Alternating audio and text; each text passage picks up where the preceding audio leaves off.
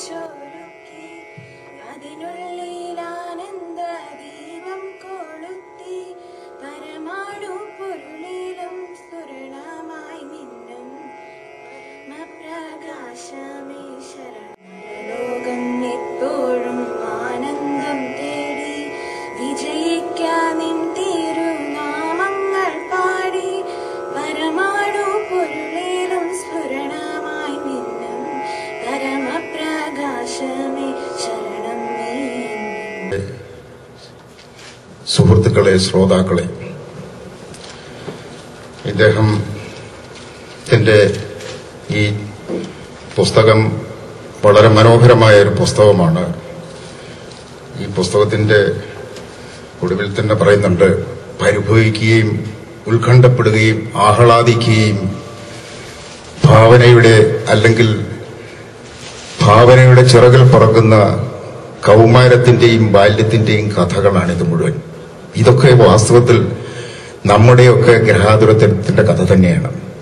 നമ്മുടെ ബാല്യവും നമ്മുടെ കൗമാരവുമാണ് ബഹുമാനപ്പെട്ട നമ്പൂതിരി ഇവിടെ അവതരിപ്പിച്ചിരിക്കുന്നത്.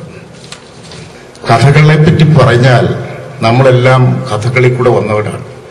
അമ്മൂമ്മ കഥകളിൽ കൂടെ അല്ലെ അപ്പൂപ്പൻ കഥകളിൽ കൂടാണ് നമ്മൾ ആദ്യം ഉറങ്ങി ഉണർന്ന് നമ്മുടെ ഭാവന വിളർന്ന് വികസിച്ചത്. കഥകൾ എന്നും ഉണ്ടായിരുന്നു.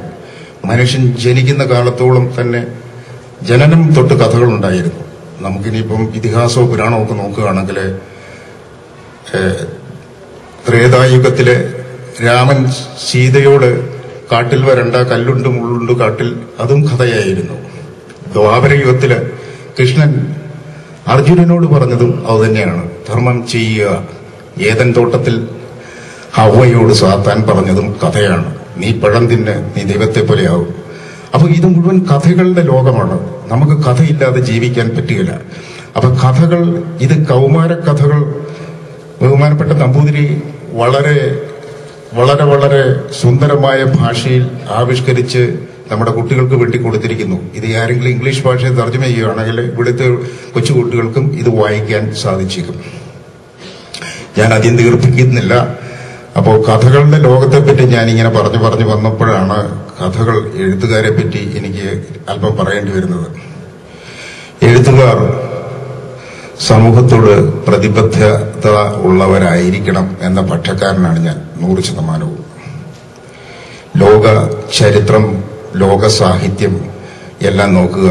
ഫ്രഞ്ച് റവല്യൂഷൻ, റഷ്യൻ വിപ്ലവം, അമേരിക്കൻ വിപ്ലവം, ഇനിയെല്ലാം നമ്മുടെ കേരളത്തിലെ വയലാർ രക്തസാക്ഷി സമരമൊക്കെ എഴുത്തിന്റെയും മറ്റ് ദൃശ്യ പരിപാടികളുടെ ദൃശ്യ ആവിഷ്കാരങ്ങളുടെയും പുറത്ത് ഉണ്ടായി വന്ന മാറ്റങ്ങളാണ്.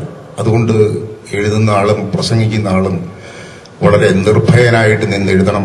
അവനൊരു ബിസിനസ്സുകാരനാകാൻ ഒരിക്കലും ഒക്കില്ല, ഒരു രാഷ്ട്രീയക്കാരനാകാനും ഒരിക്കലും സാധ്യമല്ല. ധീരമായിട്ട് എഴുതുന്ന ഒരാൾക്ക് മാത്രമേ ഒരു നല്ല എഴുത്തുകാരനാകാൻ സാധ്യമുള്ളൂ. ഈ അവസരത്തിൽ എനിക്ക് 1-2 കാര്യങ്ങൾ പറയാൻ ആഗ്രഹമുണ്ട്. നിങ്ങൾ എങ്ങനെയാണ് അതിനെ പ്രതികരിക്കുന്നതെന്ന് എനിക്കറിയില്ല. പക്ഷേ ഇത് എന്റെ മാത്രം അഭിപ്രായമാണ്. നല്ല അഭിപ്രായമാണെങ്കിൽ എടുക്കുക. പ്രശസ്തനായ സക്കറിയായിക്ക് കേരളത്തിലൊരു അനുഭവം ഉണ്ടായി. അദ്ദേഹം രാഷ്ട്രീയം പ്രസംഗിക്കാൻ പോയതല്ല. അദ്ദേഹം ഒരു സാംസ്കാരിക വേദിയിലെ പുസ്തക പ്രകാശനത്തിന് പോയിട്ട് പറഞ്ഞു, പണ്ട് ഇടതുപക്ഷ ചായ്വുള്ള പാർട്ടിയിൽ, കമ്മ്യൂണിസ്റ്റ് പാർട്ടി എന്ന് പോലും പറഞ്ഞില്ല, പാർട്ടിയിൽ അനാശാസ്യങ്ങൾ നടന്നിട്ടുണ്ട്. അദ്ദേഹത്തെ ഉന്തി തള്ളി പിടിച്ചു. ഇത് എല്ലായിടത്തും സത്യം പറയുന്നവര് എന്നും ബലിയാടായിട്ടേ ഉള്ളൂ. അപ്പോ അതൊരു കഥ അങ്ങനെ കിടക്കുന്നു. വേറൊരു കേരളത്തിലെ കാര്യങ്ങളാണ് ഞാൻ പറഞ്ഞു വരുന്നത്. ബുദ്ധിരാക്ഷസന്മാരെന്ന് അഭിമാനിക്കുന്ന പലരും ചെയ്തു കൂട്ടുന്ന വിനകൾ അതിക്രൂരമാണ്. ഇപ്പോൾ സിനിമാക്കാര് പ്രശ്നത്തിൽ, തിലകന്റെ പ്രശ്നത്തില് മകാനടന്മാരും അഴീക്കോടും ഒക്കെ ആയിട്ടുള്ള യുദ്ധം നടക്കുകയാണ്. എന്റെ അഭിപ്രായത്തിൽ അഴീക്കോട് ധീരനായ, വളരെ ജ്ഞാനിയായ, വളരെ പ്രഗത്ഭനായ, വളരെ നിരൂപകൻ, ഇന്ന് ജീവിച്ചിരിക്കുന്നതിൽ ഏറ്റവും ജ്ഞാനിയായ ഒരു നിരൂപകനാണ്.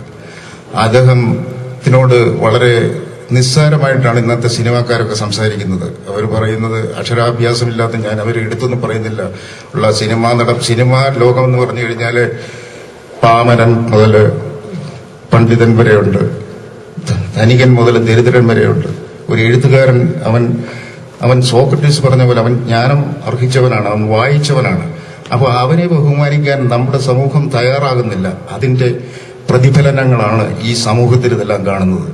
പ്രിയപ്പെട്ടവരെ, നമ്മുടെയൊക്കെ മെഗാസ്റ്റാറുകൾ ഉണ്ടാകണമെങ്കിൽ എം ടി വാസുദേവന്മാരെ പോലെയുള്ള പ്രഗത്ഭരായ എഴുത്തുകാരുണ്ടാകണം. ചുവരില്ലാതെ ചിത്രം എഴുതാൻ പറ്റില്ല.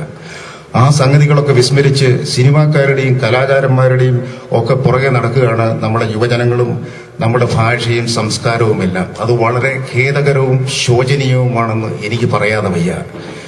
ഞാനെന്ന് ചോദിക്കട്ടെ, ഞാൻ ഈയിടെ നാട്ടിൽ പോയപ്പോൾ ടൈറ്റാനിയത്തിൽ പ്രസംഗിക്കാൻ പോയി. ഞാൻ വളരെ മനോഹരമായ ഭാഷയിൽ എനിക്കറിയാവുന്ന ഭാഷയെ പ്രസംഗിച്ചു പറഞ്ഞു, നിങ്ങൾ അമേരിക്കയിലൊക്കെ ഇത്ര ഗംഭീര മലയാളം പറയൂ. ഞാൻ പറഞ്ഞു, കേരളത്തിലാണ് നിങ്ങൾ പറയാത്തത്.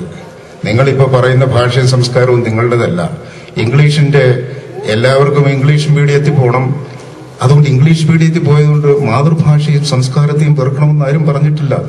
മലയാളത്തിന്റെ സൗന്ദര്യവും മലയാള ഭാഷ എന്താണെന്നറിയുന്നവർക്കും ആ മലയാള ഭാഷയും സംസ്കാരത്തെയും വെറുക്കാൻ സാധ്യമല്ല. സംസ്കൃതമെന്ന ദേവഭാഷയും വങ്കയുടെ സൗന്ദര്യവും കൂടിയ മനോഹരമായ ഭാഷയാണ് മലയാളം. ആ ഭാഷയും സംസ്കാരത്തെയും നമുക്കിന്ന് പിടിച്ചു നിർത്താൻ സാധിക്കുന്നില്ലെങ്കിൽ നമ്മൾ എന്തൊക്കെ ചെയ്താലും നിഷ്ഫലമാകും. ഞാൻ അധികം ദീർഘിപ്പിക്കുന്നില്ല. ഈ മനോഹരമായ പുസ്തകം എഴുതിയതിന് എല്ലാ ആശംസകളും ബഹുമാനപ്പെട്ട നമ്പൂതിരിക്ക്, തിരുമേനിക്ക് ഞാൻ അർപ്പിക്കുന്നു.